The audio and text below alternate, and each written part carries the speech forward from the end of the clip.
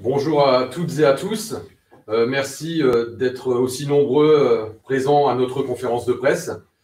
Donc, avant de rentrer dans le vif du sujet, juste rapidement un petit point de fonctionnement. Vous pourrez réagir tout au long de notre présentation de la conférence de presse par chat, et on vous répondra à la fin de la présentation aux questions. Et c'est Arnaud qui s'occupera de faire le lien entre vous et nous. Et donc, avant de démarrer également, rapidement présenter l'équipe autour de moi. Donc, moi-même, Jean-Michel Schaeffer, je suis président d'Envol et éleveur de volailles en Alsace. À mes côtés, donc Gilles Lutepin, vice-président d'Envol, de notre interprofession.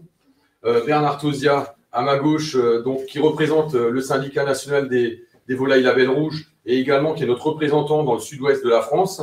Ensuite, Paul Lopez, président de la Fédération des industries avicoles. Anne Richard, notre directrice de l'interprofession.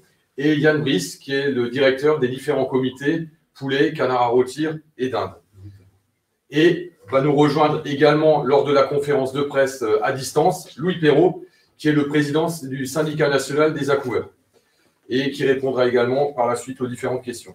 Alors, rapidement, pour vous présenter le programme de la conférence de presse, nous ferons tout d'abord un point de présentation du marché, du contexte, qui a été quand même assez inédit au courant de l'année 2020. On fera également un focus sur un sujet très important qui nous mobilise tous, le sujet des matières premières et sa flambée que la filière subit depuis maintenant quelques mois. On fera également un point sur l'influenza aviaire, dossier sanitaire qui impacte fortement notre filière. Et ensuite, un point sur les importations de volailles. C'est un sujet qui est récurrent parce que qui est important dans notre filière, sur lequel on revient régulièrement lors de nos conférences de presse. Donc, c'était important également qu'on fasse un point d'étape sur ce sujet-là. Et pour finir, bien sûr, sur nos différents engagements, nous avions, comme toutes les autres filières, pris des engagements dans le cadre de nos plans de filière. Donc, il était également important d'échanger avec vous sur les avancées et le travail que nous avons mené sur l'ensemble de ces points-là. Et les différents points seront présentés, bien évidemment, par l'équipe autour de moi. Et on va commencer par la présentation du contexte du marché avec Anne, donc la directrice d'Envol. Donc, bonjour à tous. Du coup, on va faire un petit point sur cette année assez inédite qui est 2020. Et on va faire un constat déjà assez général. C'est que, de fait, malgré nos craintes, finalement, la consommation de volailles en 2020, elle est pratiquement équivalente à celle de 2019, avec un montant de 1,88 million de tonnes consommées. Dans ce contexte, la France reste le troisième consommateur de volailles en Europe. Et nous allons descendre un peu plus dans le détail de ce qui s'est vraiment passé en 2020. Alors finalement, si on fait un petit historique, sur les 5 dernières années, la consommation, elle progressait régulièrement de 3% par an, soit 15% sur les 5 dernières années. 2020, évidemment, restauration qui ferme. Du coup, on avait des craintes de perdre énormément de volume. Et finalement, ce qui s'est passé, c'est qu'on a eu une dynamique de la restauration qui a été interrompue, mais une forte dynamique finalement d'achat dans les magasins, où on a constaté une hausse des achats des ménages de 9,3%, ce qui est très important et ce qui amène finalement une consommation totale qui est en baisse, mais simplement de 0,7%. Et cette consommation à domicile de plus 9,3%, elle n'est toutefois pas homogène selon les espèces. Et nous avons des espèces qui ont beaucoup plus été en difficulté, notamment pintades, canards, cailles et pigeons, puisque ces espèces sont vendues essentiellement en restauration. Alors finalement, le grand gagnant de cette année, c'est le poulet. Le poulet qui finalement a vu ses achats progresser de 12,3%.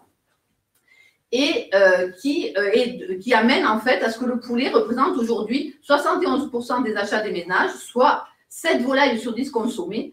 Du coup, c'est quelque chose de très important pour le poulet, mais on va s'apercevoir que ça n'a pas été la même chose pour les autres espèces. Alors, si on regarde du coup ce qui s'est passé côté production, puisqu'en fait, on va voir ce qui a été produit par la France pour finalement nourrir les Français. Alors, si on prend la production, elle est en baisse de 1,4%. Avec une stabilité côté poulet et dinde, vous voyez, plus 0,6% pour le poulet et plus 0,3% pour la dinde, mais une forte baisse de la production côté canard et pintade, puisque vous voyez, on est pratiquement à moins 12, moins 13% sur ces espèces. Et surtout, il y a une baisse de la production qui s'est traduite par une baisse des mises en place dans les élevages. Alors pourquoi? En volaille de chair, on est dans un système contractualisé, on va y revenir après. Du coup, l'objectif, c'est de ne mettre en place des volailles que si elles sont vendues, ou si elles vont être vendues. Compte tenu de la baisse des marchés en canard et pintade, du fait de la fermeture de la restauration, eh bien, les opérateurs ont décidé de moins mettre en place au niveau des élevages. Et on se retrouve avec une baisse du chiffre d'affaires pour les éleveurs de canard et de pintade de près de 25 à 30%, ce qui est énorme. On a aussi le même problème côté caille et pigeons, qui sont des plus petites filières, mais qui ont subi des pertes aussi très importantes. Dans ce contexte, la profession s'est tournée vers les pouvoirs publics pour essayer d'avoir des aides Covid spécifiques pour ces filières, partant du principe qu'elles étaient les victimes de la fermeture de la restauration hors domicile. Bon, après maintes et maints remous, on a réussi à obtenir une enveloppe bien maigre, mais existante, de 3 millions d'euros. Et on était inquiet jusqu'à ces derniers jours parce qu'on ne voyait jamais la mise en œuvre de la mesure pour ces 3 millions d'euros qui sont destinés à aller vers les éleveurs qui ont perdu plus de 30% de leur activité du fait de la Covid.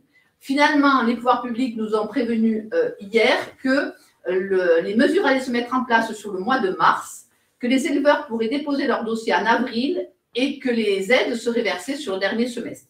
C'est quelque chose d'important parce que ces éleveurs-là sont avec des problèmes de trésorerie très importants.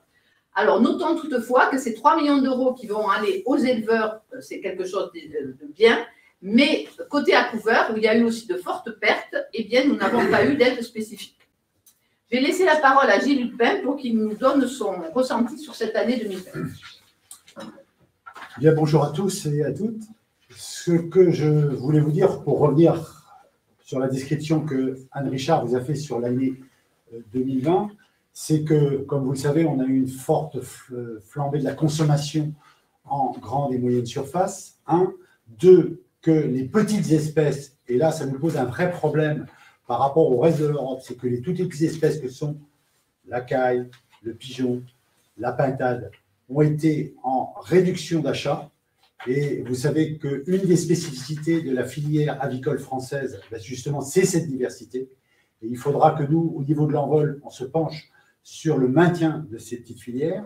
Ensuite, la restauration hors domicile, mais principalement commerciale, puisque tous les fast-fooders ont été fermés, et notamment sur le premier confinement, ce qui nous a posé des problèmes de reconversion de destination de produits. Je pense par exemple à certains abattoirs de nos collègues ou certains centres d'élaboration de la profession qui ont été fermés, et il fallait bien abattre, puisque comme l'a dit Anne, on est contractualisé, donc en fonction de ce qu'on demande, pour d'autres secteurs, notamment la GMS, où nous n'avons malheureusement pas pu tout fournir. Enfin, une période de fin d'année où on était plutôt préoccupé, parce qu'on sortait du deuxième confinement du mois de novembre en disant comment ça va se passer, et ainsi de suite. Et là, je dois dire que je tiens à remercier les consommateurs, je tiens aussi à remercier la distribution, et je tiens à remercier l'Envol. On a fait un grand programme de communication, les Français se sont mobilisés, et on a plutôt passé une bonne fin d'année, contrairement à ce que nous prévoyions sur le mois de novembre ou début décembre, où nous étions très préoccupés. Voilà pour l'année 2020. Alors maintenant, 2021. La grande préoccupation de 2021, c'est l'explosion du coût de production, notamment par rapport aux matières premières.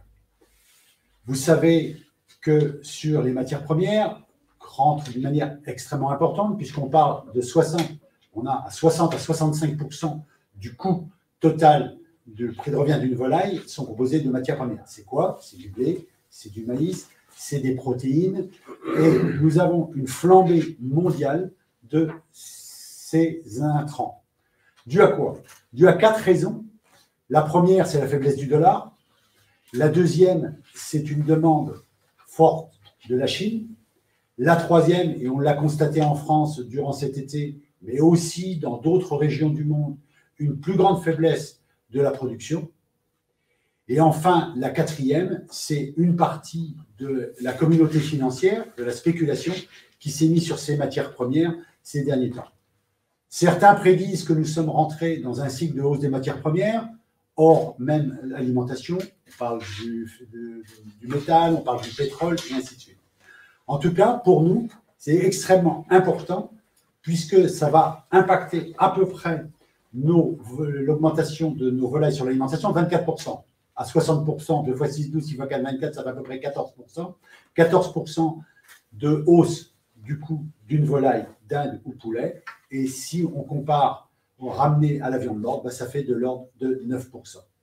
Alors, on en est où? On en est où par rapport à ça? Puisque vous savez qu'on sort des négociations, il y aura peut-être des questions après qui sortent. Eh bien, nous avons passé, et grâce à la distribution qui l'a accepté, une première hausse début janvier, puis une deuxième hausse qui est en cours actuellement sur début mars, qui est même passée. Par contre, c'est totalement insuffisant, puisque nous avons obtenu une hausse de 6% et nous avons besoin de 9%, comme le prix de l'alimentation vous le démontre.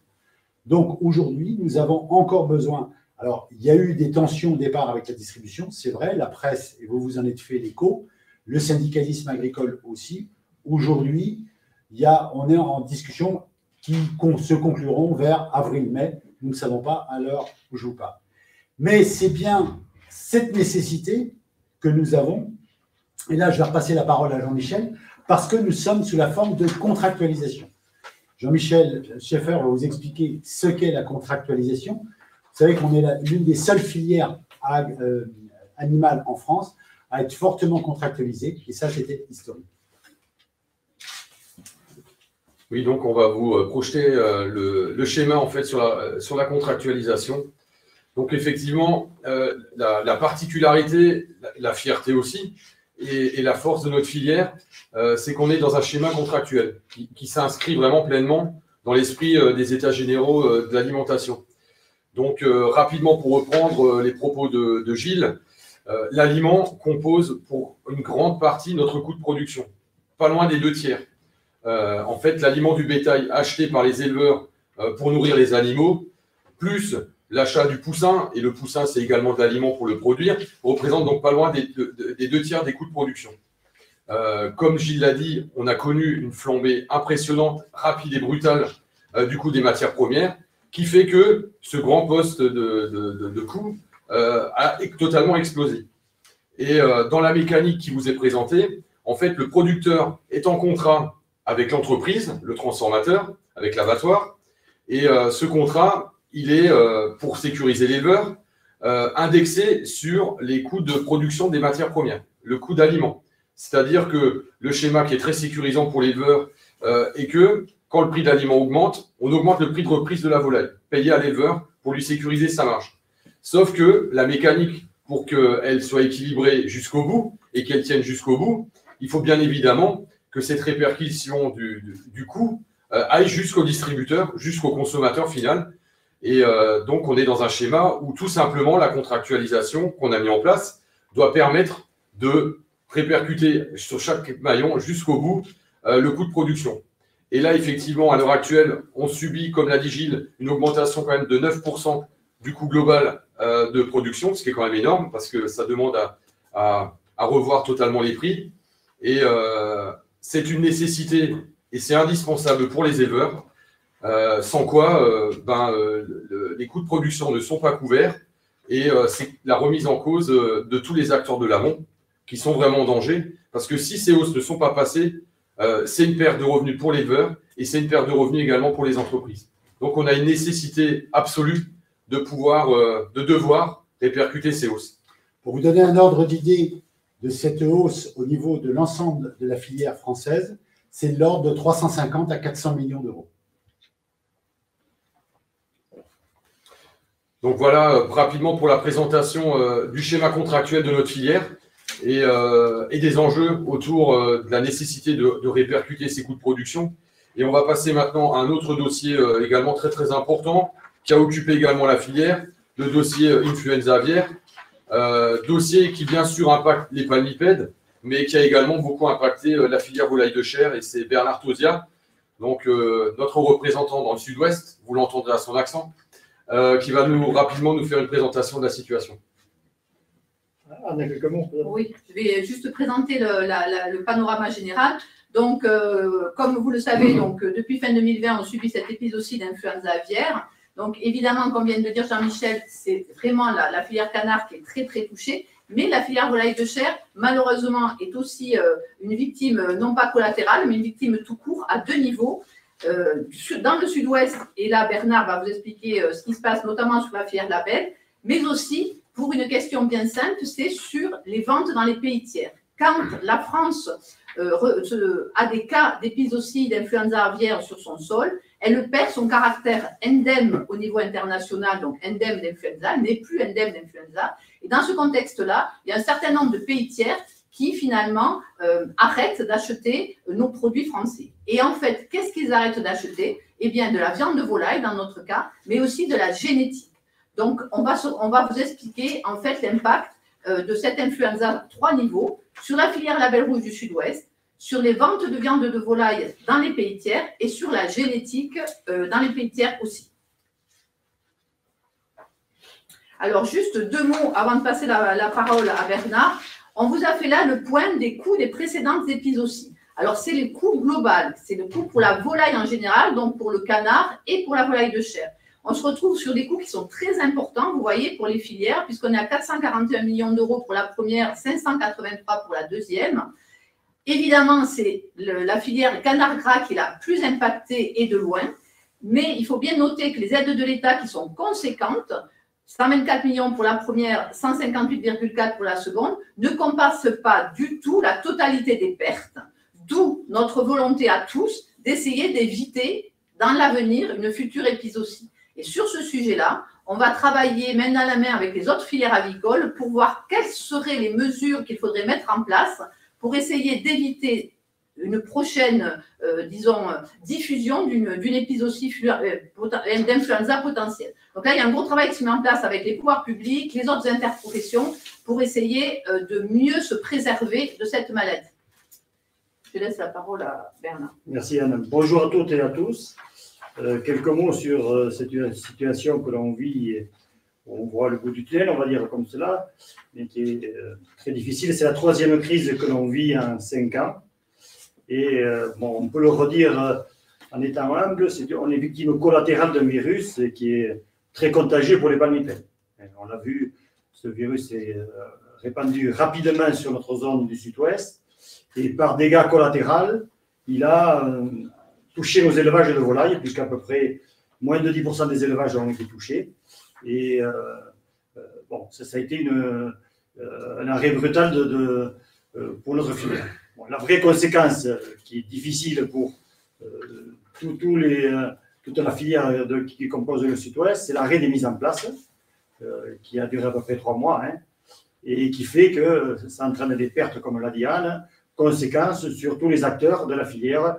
On verra Louis Pirot qui le dira tout à l'heure sur la partie arrosage, mais les organisations de producteurs, les fabricants d'aliments, les éleveurs et surtout les abattoirs qui, dans quelques mois, dans les mois qui arrivent, ne vont plus avoir de volailles à vendre provenant du sud-ouest. Bon, on estime la perte que vous voyez sur le tableau, hein, de 50% de perte de leur mise en place de volailles sur les 3 premiers mois de l'année, ce qui est très conséquent. Donc nous avons eu à gérer cette crise, et moi je peux souligner que ça s'est fait en fort partenariat entre la filière régionale l'Airvol et l'Envol. Je crois qu'il y a eu 2 sujets importants à gérer. Il y en a eu plusieurs, mais il y en a eu 2 très importants à mes yeux. C'est l'indemnisation des maillons de la filière. Bon, elle est plutôt actée, même si elle est en discussion aujourd'hui, puisque le ministre de l'Agriculture s'est prononcé sur ce sujet-là et a dit qu'il y aurait les mêmes mécanismes qu'en 2017, ce qui aidera à tous les acteurs de passer cette crise. Et l'autre sujet qui était très important pour tous, c'est la remise en place des volailles. Donc, depuis jeudi dernier, nous avons une possibilité de remettre nos volailles en place dans le sud-ouest. Nous attendons juste les décrets d'application. Voilà en quelques mots, et je répondrai à vos questions s'il y en a d'autres. Merci Bernard pour ce point important sur l'influenza aviaire. Nous allons passer ensuite à la présentation du marché export. Sur le sujet des importations, c'est Paul Lopez qui va nous en faire. Non, il y a d'abord influenza, on finit sur l'impact. Ah oui, pardon. Du coup, on va quand même vous expliquer l'impact de l'influenza sur les marchés de pays tiers. Du coup, on a pensé que c'était intéressant de vous faire un petit focus là-dessus parce qu'on n'en parle jamais. Mais comme je l'ai dit tout à l'heure, le fait de perdre le caractère endème d'influenza au regard des pays tiers fait qu'on a un certain nombre de fermetures de frontières et donc un impact sur notre commerce international. Donc là, sur ce schéma, qu'est-ce que vous voyez?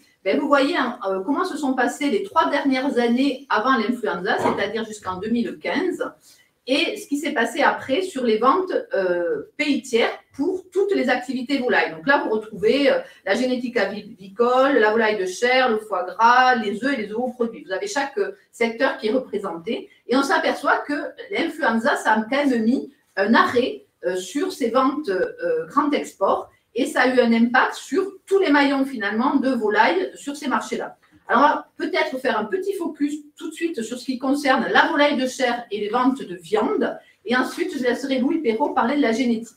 Alors, sur le schéma qui suit, on s'aperçoit finalement que sur la volaille de chair, et donc les ventes de viande, d'abat et de préparation de volaille, finalement, il est important pour mesurer l'impact de l'influenza sur cette partie de l'activité de bien distinguer la volaille de chair qui est vendue au Moyen-Orient et celle qui est vendue hors Moyen-Orient.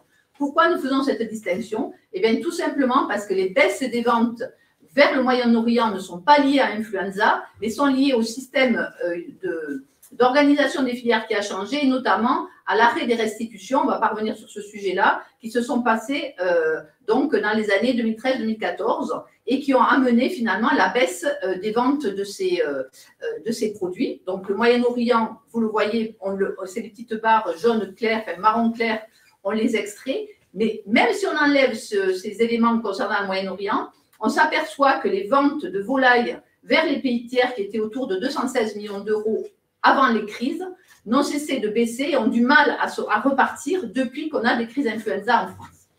Voilà, ce point étant fait, je propose que Louis Perrault nous explique l'impact de cette influenza sur la génétique avicole. Merci Anne. D'abord, désolé de ne pas être présent parmi vous. Je vais juste faire un petit point effectivement sur la partie exportation en génétique aviaire. En fait, Bernard a parlé de victimes collatérales quand on en parle du Gallus, et la filière exportatrice de génétique est une des autres victimes collatérales de ces crises influenza à répétition. Pour tout vous dire, en fait, Anne l'a précisé, on a un certain nombre de pays qui vont fermer de façon autoritaire et créer des embargos dès qu'on a un cas. Fort heureusement, cette année, les choses se passent, on va dire, un petit peu mieux, avec moins de pays qui ont fixé des embargos totaux sur l'ensemble de la France. Grâce à la régionalisation, on voit les choses s'améliorer. Mais il n'empêche que quand on regarde ce diagramme qui est très intéressant, quand un pays ferme, c'est très long pour réobtenir une ouverture de marché. Et je prends pour exemple 2015. 2015, on livrait sur la Chine. La Chine a fermé depuis 2015 à la France aux exportations, et on voit nettement la chute terrible de 2016 en termes de génétique aviaire. Eh bien, la Chine n'a toujours pas réouvert. L'ironie du sort fait que on avait obtenu la réouverture vers la Chine la semaine où on a redéclaré un cas d'influenza en Corse en fin 2020. Donc, vous voyez, la difficulté de ces exportations, c'est ça. C'est comment arriver à avoir une fiabilité dans le travail d'exportation, et ce qui cause énormément d'enjeux en termes chiffre d'affaires sur les entreprises exportatrices de génétique. Voilà. Merci Louis pour cette présentation sur la partie aussi impact sur la génétique française. Je vous propose maintenant de passer au point sur les importations de poulets. Et c'est Paul Lopez qui va rapidement nous faire la présentation sur ce sujet-là. Merci Jean-Michel. Bonjour à toutes et à tous. Donc 2020 a été une année évidemment totalement atypique, dans la mesure où la consommation a été en très légère baisse, la production a été en baisse, et les importations ont aussi été en baisse, mais tout en restant à des niveaux très conséquents, puisque aujourd'hui, toutes volailles confondues, un tiers des volailles de la consommation des viandes est importée. Et concernant le poulet, on est à 41%, là où on était à 44 ou 45% les quelques années précédentes. Ce qui aujourd'hui attire notre attention et soulève notre inquiétude, c'est le sujet du Mercosur qui revient sur la table. Et dans un débat franco-français ainsi qu'européen, où je rappelle simplement qu'au niveau du Mercosur, c'est un accord qui a été signé avec les pays d'Amérique latine en 2019, qui prévoyait d'augmenter ses importations de cette origine, principalement au Brésil, de 180 000 tonnes. Alors 180 000 tonnes, ça ne vous dit peut-être pas grand-chose, mais si je vous le compte en termes de nombre de poulets, ça fait quand même 6 millions de poulets par semaine pour l'Union européenne, maintenant avec un membre en moins, donc un impact encore plus fort sur l'Union européenne continentale, presque 1 million de poulets par jour. Donc nous sommes d'autant plus inquiets aujourd'hui que la Commission est volontaire pour mettre cet accord en application.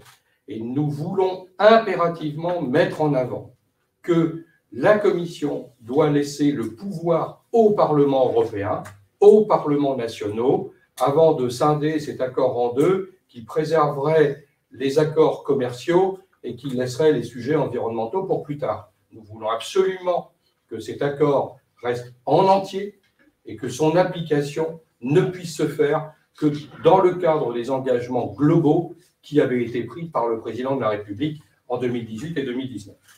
Et pour montrer l'importance pour notre secteur, c'est qu'aujourd'hui, un filet de poulet sur 4 consommé en Europe provient des pays tiers. Et qu'il s'agirait encore d'augmenter cette fraction avec un secteur de la volaille, comme vous le voyez sur le graphique, sur la partie gauche, qui est aux alentours du million de tonnes, un peu moins l'année passée, et à relativiser aux autres espèces qui en pâtissent également, notamment le secteur bovin, et d'autres beaucoup moins ou quasiment pas du tout. Et pour nous, c'est extrêmement important, je répète, actuellement, dans ce qui se passe, dans ce que la France va dire, dans ce que la France va faire à Bruxelles, pour demander et obtenir, nous l'espérons, que cet accord ne soit pas ratifié et ne soit pas mis en place en l'état et surtout pas à titre provisionnel. Ensuite, par rapport à ça, qu'est-ce qui est important pour nous? Pour nous, et ce sont des études et des enquêtes qui ont été effectuées, qui sont référencées ici, qui nous montrent que 45% étant importés, mais les Français veulent des volailles françaises, des volailles produites en France. Et nous avons comme ambition, et nous verrons après sur le pacte de notre filière, de reconquérir une partie du marché français avec des volailles françaises pour des consommateurs français. Et ça nous semble extrêmement important de développer l'obligation de la déclaration d'origine dans tous les secteurs de la consommation. C'est déjà fait au niveau aujourd'hui de la distribution consommateur et nous demandons que ce soit appliqué dans tous les secteurs de la restauration pour les produits crus et pour tous les produits transformés. C'est extrêmement important d'avoir ce logo volaille française partout, dans tous les lieux de consommation en France. Merci Paul pour cette présentation efficace et très très claire. On va passer maintenant à la présentation par Yann Brice des différents engagements de la filière. Merci Jean-Michel, merci Paul, bonjour à tous. Effectivement, comme Paul le précisait, la filière s'était engagée maintenant depuis quelques mois et même quelques années, puisque le pacte en vol a un peu plus d'1 an, sur différents objectifs dans le cadre d'une démarche volontaire, avec un horizon à 2025, avec de grandes ambitions, et notamment, comme Paul l'a précisé, le premier, c'était de reconquérir ces parts de marché qui étaient phagocytées par l'import, tout en essayant de répondre à toutes les attentes sociétales de nos consommateurs et de nos citoyens. Pour ce faire, le plan Ambition s'était fixé 6 grands objectifs, qu'on pourrait rappeler très rapidement. Bien évidemment, répondre à toutes les attentes des consommateurs, quels que soient les produits et les modes de production, tout en espérant répondre avec aussi un accès à la lumière naturelle de nos exploitations et de nos poulaillers, pour près de 50% d'entre eux. Nous souhaitons aussi que 100% de nos élevages s'engagent dans des démarches de bonne pratique, dans le cadre d'une démarche EVA ou de l'évaluation du bien-être animal via l'application EBEN. On s'était aussi orienté vers les principes de zéro déforestation. Donc, on a évoqué en début de séquence la problématique de l'alimentation animale. Donc, on souhaitait aussi s'assurer que l'alimentation donnée à nos animaux ne participait pas à la déforestation. Enfin, sur la partie toujours sanitaire, nous nous étions fixés comme engagement de diminuer la part des antibiotiques de près de 60% en 15 ans. Et enfin, une volonté forte de notre filière qui correspond un petit peu à l'image qu'on se donnait de la volaille française, c'est de maintenir une filière avec des élevages de la taille humaine, des élevages dits familiaux, pour justement se différencier par rapport aux élevages que nous pourrions retrouver chez nos voisins européens, que nous, on estime plutôt intensifs. Les bonnes nouvelles, c'est que ce plan ambition, qui était assez engageant, a déjà porté ses fruits, puisque pour un certain nombre d'objectifs que l'on s'était fixés, certains ont déjà été atteints, notamment les antibiotiques, puisque à date, aujourd'hui, nous avons diminué notre consommation d'antibiotiques de plus de 60%, nous sommes à 60,5% utilisés entre 2011 et 2019, et nous continuons cette démarche de réduction, alors que nous étions fixés comme seuil, le seuil à 60%.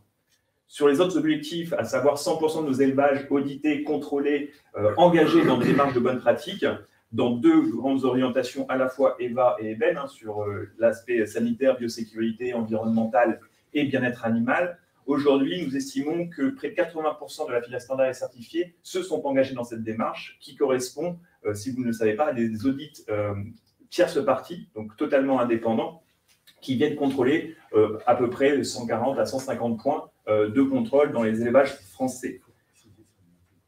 Récemment, sur la partie audit, nous avons en plus continué cette démarche d'amélioration et d'engagement de la filière, puisque via EVA, nous pouvons aujourd'hui, pour certains élevages qui s'engageraient dans cette démarche, s'engager sur une certification environnementale de niveau 2, donc en fait participer à mettre en avant des externalités environnementales pour notre filière avicole. Et enfin, sur le dernier engagement, et un des engagements que nous avions pris sur maintenir nos élevages familiaux, nous avons largement commencé le dialogue entre éleveurs et riverains pour expliquer qu'aujourd'hui, avoir un bâtiment, ce n'est pas avoir un site industriel, et qu'avoir un bâtiment, ça participe à notre modèle de production. Et du coup, ce dialogue porte en ce moment ses fruits, parce que la compréhension de ces installations passe beaucoup mieux au niveau de cette population. Merci Yann pour cette présentation. Gilles, vous voulez rajouter quelque chose? Je tiens à bien préciser, mais vous le savez tous, qu'il est interdit en France et en Europe d'élever des volailles avec des antibiotiques. Quand on parle de moins 60,5% d'antibiotiques, c'est en médication, c'est-à-dire en curatif, suite à un contrôle d'un vétérinaire. Mais vous le savez tous, je tiens à préciser, contrairement aux États-Unis, où ils peuvent utiliser des antibiotiques comme facteur de croissance, c'est interdit en Europe, et que cette baisse de 60,5% de baisse d'antibiotiques est due à une moindre utilisation en curatif, c'est-à-dire quand les animaux sont malades. Et là, je remercie l'ensemble des vétérinaires en France, et notamment les vétérinaires avicoles, qui sont très axés sur cet aspect. Donc, merci à l'ensemble de l'équipe pour cette présentation succincte, mais complète de ce qui s'est passé dans notre filière. Donc, vraiment, je vais rapidement revenir sur les éléments marquants de notre filière. Donc, le premier, qui est plutôt vraiment positif, un vrai succès pour la volaille française, qui nous a été confirmé par les achats des consommateurs tout au long de l'année 2020. Un vrai plébiscite de l'origine France, avec donc la volonté de la part de la filière, et c'est confirmé par le consommateur, de prolonger cette obligation d'étiquetage, cette obligation sur l'origine sur l'ensemble des marchés, notamment sur celui de la restauration hors domicile, sujet sur lequel le ministère a pris des engagements, mais sur lequel on attend encore que les textes nous confirment bien que le périmètre soit bien étendu également sur une partie, en tout cas, de la restauration hors domicile. Donc vraiment un succès, mais un succès contrasté aussi, parce que c'est vrai que le poulet a bien bénéficié d'une bonne consommation, mais effectivement, l'ensemble de la diversité avicole française, qui est un peu notre marqueur aussi, qui sont le canard à rôtir, le pigeon, la caille, ont fortement souffert, parce que ce sont des volailles notamment consommées en restauration hors foyer, et avec la fermeture des restaurateurs, d'une partie de la restauration collective au courant de l'année, la restauration commerciale, elles ont fortement souffert de méventes, ce qui a conduit à fortement baisser la production. Alors, On a obtenu des aides de l'État, mais elles tardent à venir. Et notre volonté, c'est que maintenant, et c'est un peu un appel aussi à l'État, c'est que maintenant, enfin, le dispositif soit mis en place pour pouvoir aider nos éleveurs pour cette partie-là de marché. Mais c'est également une filière qui est confrontée à des défis. On vous l'a présenté. On a une hausse du coût des matières premières qui est quand même incroyablement énorme, je dirais, et très, très brutale. Et on a une nécessité pour pérenniser notre dispositif contractuel, pour permettre aux éleveurs de vivre de leur métier, aux entreprises également de tenir leurs engagements envers les éleveurs, d'avoir cette nécessité de pouvoir répercuter ces coûts de production auprès des distributeurs, avec des négociations en cours où il y a eu des prises en compte, mais pour l'instant que partielles, et on a besoin qu'il y ait une prise en compte totale. Un bout du chemin est passé, mais on a besoin d'arriver jusqu'au bout, et les négociations sont encore à l'heure actuelle en cours, et on appelle de nos voeux à ce que ces objectifs soient bien remplis pour permettre aux éleveurs tout simplement de pouvoir vivre correctement de leur métier. Autre défi qui nous a bien occupé en début d'année, fin d'année dernière également, cet impact sanitaire énorme avec l'influenza aviaire qui a fortement impacté la production de volailles de chair dans le sud-ouest. Vous avez vu les chiffres. L'impact est quand même énorme en termes de chiffre d'affaires pour la ferme avicole du sud-ouest, avec des éleveurs qui ont vu leurs animaux abattus, qui ont leurs élevages actuellement vides depuis des semaines, encore pendant des semaines. Moralement, c'est très compliqué pour eux. On attend également que l'État, avec lequel aujourd'hui on est en discussion, soit à la hauteur sur les dispositifs d'indemnisation, parce que les éleveurs là en bas en ont besoin. Il y a également un impact qui va bien sûr au-delà du sud-ouest sur ce sujet sanitaire, parce qu'on voit l'impact notamment sur les exportations. Les impacts sont forts. Vous avez vu, il y a quand même plus de 200 millions d'euros d'exportation hors particularité du marché du Moyen-Orient, qui aujourd'hui est plus ou moins remise en cause. Il y a un impact également sur la génétique. Louis Perrault nous en a parlé avant. Et avec toujours cette difficulté de pouvoir construire des marchés à long terme, parce qu'avec cette épée de Damoclès de l'influenza aviaire qui revient tous les ans, effectivement, fidéliser, mettre en place des marchés à long terme, c'est tout le temps remis en cause tous les 2 ans. Et c'est une vraie difficulté pour nous. Et également, autre défi, les importations. Alors, on voit qu'elles sont légèrement en baisse, mais elles restent toujours à des niveaux très, très élevés. Et on voit une corrélation aussi très forte. Dès que la restauration à domicile, grande distribution, tourne, il y a plus de volailles françaises. Dès que la restauration hors foyer baisse, il y a du coup plus de volailles françaises aussi. Donc, on voit l'enjeu majeur également sur la restauration hors foyer à long terme, avec un sujet de préoccupation majeur qui est l'accord du Mercosur, qui est malheureusement réactivé, avec la demande vraiment qu'on fait de manière très solennelle à l'État d'arrêter à l'heure actuelle ces négociations-là. On n'a pas le droit de segmenter cet accord, soit c'est un tout global dans lequel il y a des contraintes qui doivent être appliquées à eux comme à nous, ou soit on n'en parle pas. Donc nous, pour l'instant, à l'heure actuelle, au vu des volumes d'importation qui peuvent être produites par cet accord, il est hors de question pour nous d'accepter ce qui se passe et finir quand même également sur nos engagements. Donc vous le voyez, des engagements forts, notamment sur les antibiotiques, où on est déjà à l'heure actuelle aux objectifs de 2025. Donc on voit qu'il y a quand même un énorme effort qui a été fait par les éleveurs en termes de biosécurité, d'hygiène en élevage, pour encore diminuer leur consommation. Et petite félicitation également, parce qu'on a développé quand même beaucoup d'applications pour accompagner les éleveurs dans les bonnes pratiques d'élevage, donc avec cette certification d'ébène, avec le déploiement également d'EVA, et le déploiement également d'ébène sur la partie bien-être animal, et également tout ce travail qu'on a fait au niveau interprofessionnel pour mettre en place des outils qui vont permettre aux éleveurs et aux riverains d'être dans une démarche qu'on espère plus apaisée pour pouvoir faire les bâtiments de volailles, les poulaillers, qui sont plébiscités, comme on le voit, par nos consommateurs dans leurs actes d'achat. Voilà, encore merci à vous pour votre attention. Merci donc aux intervenants. Merci pour cet échange qui a été très riche. Alors, pas trop dynamique physiquement, mais on a pu quand même bien échanger avec vous. Je vous remercie pour la pertinence également de toutes vos questions, parce que vraiment, elles nous ont permis de vraiment préciser toute la présentation qu'on a fait. Vous avez également donc le document de presse que je vous invite à lire consciencieusement. Et donc, je vous souhaite bon courage, bonne journée, et merci d'avoir participé à cette conférence de presse. N'oubliez pas de manger de la volaille. Oui. Et manger de la volaille française. Bien, Gilles, bien.